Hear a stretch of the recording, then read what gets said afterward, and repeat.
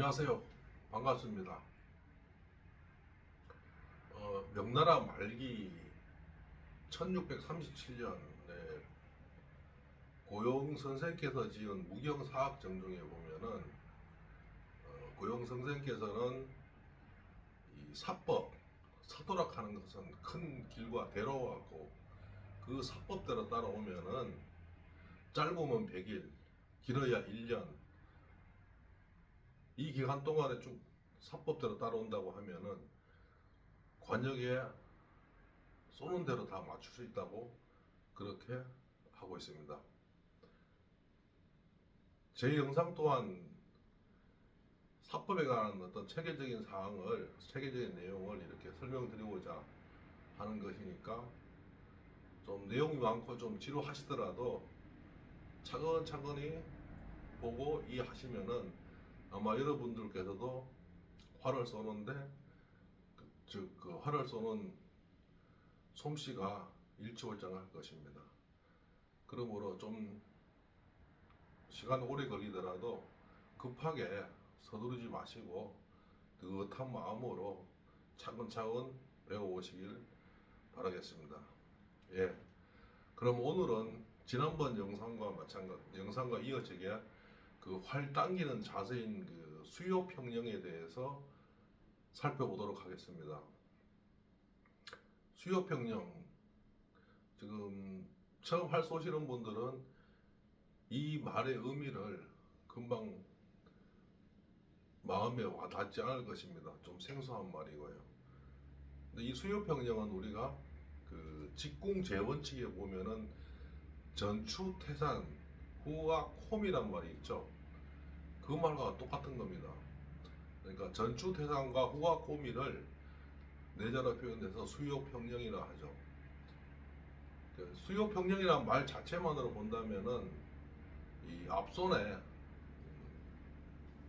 팔과 뒷손의 팔은 그 저을 때 형자 아닙니까? 마지막이 그 앞손과 뒷손은 저을 때처럼 이렇게 평행해야 된다는 거죠. 수평으로 딱 유지돼야 된다는 거죠. 즉 이렇게 하면은 계속적으로 사법에 대해서 배우시겠지만은 골절 요신이 완성이 되어 가지고 그 사법에 맞는 만작에 이르게 되는 것이죠.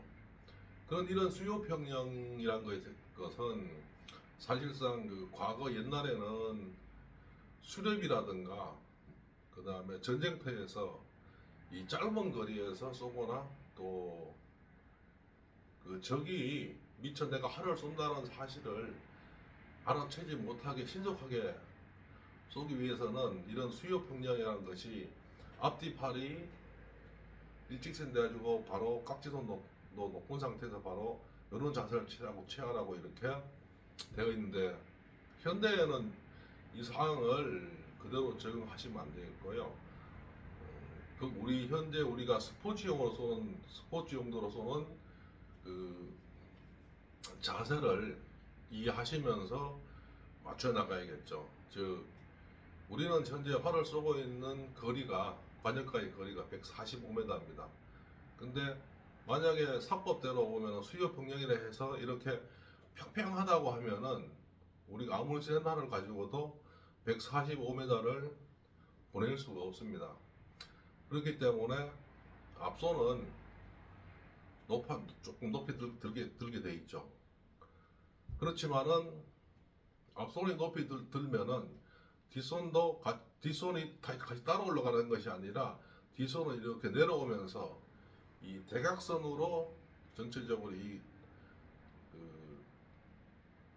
앞팔과 뒷팔의 일직선이 유지돼야 된다는 것이죠.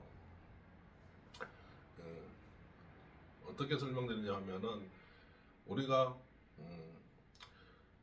완작시 거궁을 했을 때 측면에서 봤을 때는 이런 자세가 되지만은 정면에서 봤을 때는 이것이 앞손이 설령 높다 하더라도 이 앞팔과 뒷팔이 일직선이 되도록 해라. 단 앞손의 높이와 뒷손의 높이는 앞손이 올라가면 뒷손은 내려야 되는 것이고요. 그렇게 이해하시면 되겠고, 활을 하다 보면은 우리가 앞손을 올리다 보면은 이런 자세가 있죠. 우리가 금해야 될 자세가 이 앞손이 이렇게 올라가고 뒷손이 그대로 유지가 있다면은 이런 모양이 돼요. 니은자 모양이 되지 않습니까? 니은자 모양. 이렇게 되면 하나를 당겼을 때 이것을 니은자가 되면은 제대로 받칠 수가 이렇게 허공에서 돌기 때문에 충분히 활을 만작해주고 버티기가 어렵습니다. 즉 골절 요신에 이르지를 않는다는 거죠. 그렇기 때문에 이런 부분에 대해서는 염두에 두시고 하는 거고요.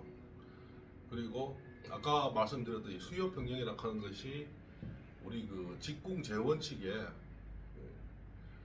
그 전추, 태산, 후각, 호미 그거하고 연결되는 부분에 대해서 그 똑같은 의미에 대해서 이제 제가 설명을 드리겠습니다. 수요 평형이니까 앞손과 뒷손이 평행해야만이 이 태산을 밀듯이 하고 그 호랑이 꼬리를 잡아 끌듯이 이렇게 할 수 있다는 것은 이 몸통의 어떤 지렛대 축을 이용해서 일직선이 돼야만이 태산을 밀 수가 있고 또 일직선이 돼야만이 태산을 밀은 상태에서 버티고 호랑이 꼬리를 잡아 끌듯이 이렇게 할 수가 있는 거죠. 근데 만약에 아까 말씀드렸듯이 이 앞손과 뒷손이 이렇게 했을 때 니은자 모양으로 하거나 돼버리면은 그 동작을 취할 수가 없겠죠. 그래서 수요 평형이라고 하는 것은 우리가 직궁 재원칙에 아까 말씀드린 거와 연기되는 것이고요. 여기서 우리가 한 번 더 짚고 넘어가야 될 부분은 우리가 활을 쏘면서 있는 게 그 궁도 구개훈과 직궁 재원칙이 있죠. 궁도 구개훈은 우리가 지켜야 될 행동 거지에 대해서 9가지 단계별로 한 것이고 직궁 재원칙은 활을 쏘기 위해서 준비를부터 해야죠. 마지막 발시 동작까지 발시 이후에서 또 우리가 해야 될 마감까지 그거를 나열하고 있죠. 또 여기서 뭐 저도 이제 나이가 60이 넘다 보니까 처음 활을 배우시는 분들께서 이것을 외우려면은 굉장히 기억이 금방 기억이 나지 않고 금방 잊어버립니다. 오늘 외웠다가 내일 이렇게 잊어버리는데 이것을 외우려고 하지 말고 이해하려고 하시면 됩니다. 이해하는 것은 우리가 활을 쏘는 동작을 상기시켜 가면서 단계별로 그를 이해하시는 게 좋겠죠. 제가 여기서 잠깐 설명을 드리면 우리가 활을 쏠 때 첫 번째가 활터에 나가면은 먼저 지형 지세를 살피라고 되어 있죠. 그래서 첫 번째가 선찰 지형을 살핀다면은 바람의 흐름이라든가 이런 거를 그 기의 흐름을 보라 해주고 후관 풍세 이 상태가 되면은 이제 활을 쏘기 위해서는 자세를 잡기 위해서 먼저 나오는 것이 다리입니다. 다리를 모아지게 소락해가지고 강림요방 그 다음에 흉전호흡 설명드렸듯이 그 다음 단계가 호흡을 가다듬으라는 거죠. 그죠? 호흡을 가다듬는 거, 이 흉어복실. 그 다음에 이제 그 상태가 됐으면 활을 거궁을 해가지고 밀고 당기는 동작을 하게 되죠. 그리고 밀고 당기는 동작을 할 때는 이제 그 동작은 전추태산, 여섯 번째 후악 호미. 마찬가지 이게 수요평형, 오늘 하고 있는 수요평형이고요. 이 상태에서 만약 이런 상태에서 발시를 하고 나서 발시하고 난 다음에 그것이 맞지 않을 경우는 뭐죠? 발이부중이면 왜 안 맞은 거에 대해서 방부제기 반성하고 스스로 되돌아보라. 그렇게 느끼면서 이게 이해하시면은 되겠습니다. 그다음 오늘 이 부분에 대해서 좀 우리가 건성으로만 이렇게 들여온 부분이 있어요. 우리 활쏘는 분들이 이 의미에 대해서 의미라든가 또 근원에 대해서 그냥 나와 있는 사항만 좀 전에 말씀드린 직궁 재원칙의 8대 단계를 그냥 그렇게 외우고만 있는데 그 우리가 좀 그 근원 원리를 먼저 그 깊이도 좀 알고 계시면은 좀 더 우리가 공도 수련을 한다거나 사법을 익히는데 도움이 될까 해요. 추가적으로 제가 설명을 드리면은 먼저 우리가 그 사학 문답 편에도 아까 말씀드렸듯이 고영의 주영의 무경칠서희의 사학 문답 편에도 보면은 이제 이 손을 쓰는 수법에 대해서 앞서는 태산을 밀듯이 하고 이 뒤싸우는 호랑이 꼬리를 잡은 듯 굳세게 당기라고 이렇게 정확하게 표현되어 있어요. 왜 이런 말씀을 드리냐면은 우리가 배울 어떤 분들은 호랑이 꼬리를 잡아채듯이 이렇게 하라 이렇게 말씀하시는 분도 있고 좀 약간씩 차이가 있습니다. 근데 정확하게 말하는 것은 태산을 밀고 있는 상태, 그 다음에 호랑이 꼬리를 굳세게 잡아가지고 계속 끄는 상태, 이렇게 이해하셔야 됩니다. 그걸 하기 위해서는 아까 수요평령에서 말씀드렸듯이 앞손과 뒷손은 하나의 막대기처럼 딱 고정이 돼야죠. 그 상태가 돼야만이 활을 만작할 수 있고 버틸 수가 있는 것입니다. 여기서 우리가 태촉을 한다든가 뭐 또 발시했을 때 줌이 움직인다든가 뭐 그런 거는 이 수요평령 상태가 되지 않기 때문에 나머지 그런 헛동작, 군동작이 나오는 거죠. 만약에 수요평령이라는 동작이 정확하게 되어 있다고 하면은 만작시도 충분히 버틸 수 있고 더 세밀하게 겨눌 수가 있고 또 깍지도 출전역용 아주 가벼운 발시를 이룰 수 있습니다. 근데 만약에 이것이 수요평령, 즉 골절 요실이 제대로 안 될 경우에는 이게 흐트러지기 때문에 깍지 띄는 것도 원활하지 않게 되죠. 억지로 인위적으로 띄게 되는 거죠.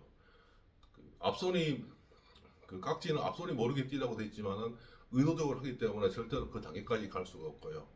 여기까지 설명드렸고 마지막으로 이제 전추 태산과 후와 코미에 대해서 설명을 드리면 그 말만 가지고 보면 잘 이해 못해요. 근데 원문에 보면 이렇게 되어 있습니다.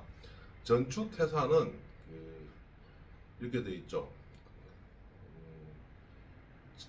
중간에 두 자가 수여, 그러니까 앞전자와 손수자가 그다음에 같을 여자가 들어가 있고 전추 태산은 원어는 뭐냐면은 전수여 추태산 6자입니다. 마찬가지로 후와 코미도 뭐냐면은 후수여 아코미 이렇게 원문은 그렇게 되어 있어요. 그래서 이제 우리가 대한공도협회에서 직궁재원칙을 정리를 할 때 앞에 있는 약자로 수여란 말을 이렇게 생략을 해가지고 전추태산 후와 코미 이렇게 되어 있고요. 그 다음에 여기서 말하는 요즘에도 제가 네이버라든가 뭐 또 상식을 물어보면은 과거에 후아콤이라고 쓰는 경우도 있었고 옛날에 어떤 경우는 반려홈이라고 이렇게 쓰는 경우도 지금도 있습니다. 정확하게 옛날에 과거에는 반려홈이라고 썼습니다. 근데 이 반려홈이라고 하는 것은 발시시에 호랑이 꼬리를 정확한 어떤 개념이 정립이 안 돼서 혼선이 많아가지고 대한공도협회에서 이거를 반려호미를 후와 코미로 정리를 해서 그렇게 만든 겁니다. 그건 제가 문헌을 찾아봐서 알았는데요. 그렇기 때문에 정확한 것은 지금 전추태산 후아콤입니다. 그리고 후아코미도 보면은 원어로 되어 있는 거 원문에 보면은 이렇게 되어 있습니다. 반려후와 콤이 이렇게 되어 있습니다. 그래서 아마 우리가 중국 주용의 무경칠서 희해를 이제 보면서 내자로 요약을 하다 보니까 그것이 혼선이 왔는 것 같은데 정확한 것은 우리가 지금 현재는 이제 후와 코미가 맞고 원문은 반려후와 코미 화살을 발시할 때 꼬리를 잡아 끌듯이 하라 이렇게 되어 있습니다. 그렇게 정리해드리고요. 거듭 말씀드리지만은 사법이라는 것이 활을 쏜다는 것이 그냥 관중에 맞추는 것뿐만 아니라 그 공부를 깊이 할수록 점점 더 어렵고 힘든 길입니다. 그러나 아까 말씀드렸듯이 그 1637년 고영 선생께서 지금 무경사학 정정에서 보듯이 이 사법대로 가면은 짧게는 100일, 길게는 1년이면은 관역에 쏘는 대로 간용할 수 있는 그런 자세를 취할 수 있으니까요. 제 영상을 끝까지 계속 보시고 또 앞으로 이 사법과 관련돼 가지고 지금은 기초 단계를 설명드리지만은 아주 나중에 고용 선생의 무경사학 정정에 이런 게 있습니다. 첩경문이라 해가지고 첩경문이라 하는 것은 뭐냐면은 활을 쏘는 그 길에 있어서 가장 빠른 길로 가는 것은 자기 사법대로 공부를 하라고 해서 그 첩경문이라는 어떤 제목을 쓰면서 거기에 그 신구 뭐 논신법, 농구법, 논주법 이런 어떤 신구 균 경주란 어떤 단계별로 어떤 심화된 그런 사법 그 방법에 대해서 설명하고 있습니다. 그래서 제가 기초 과정을 하고 거기까지 계속 단계별로 진행하도록 할 테니까요. 끝까지 계속 시청해 주시고 공부해 주시면은 고맙겠습니다. 그리고 항상 말씀드리겠지만은 제가 설명드리는 것이 더 많은 분들이 보고 읽힐 수 있도록 구독과 좋아요 그리고 알림 설정 해주시면 감사하겠습니다. 이상 마치겠습니다. 감사합니다.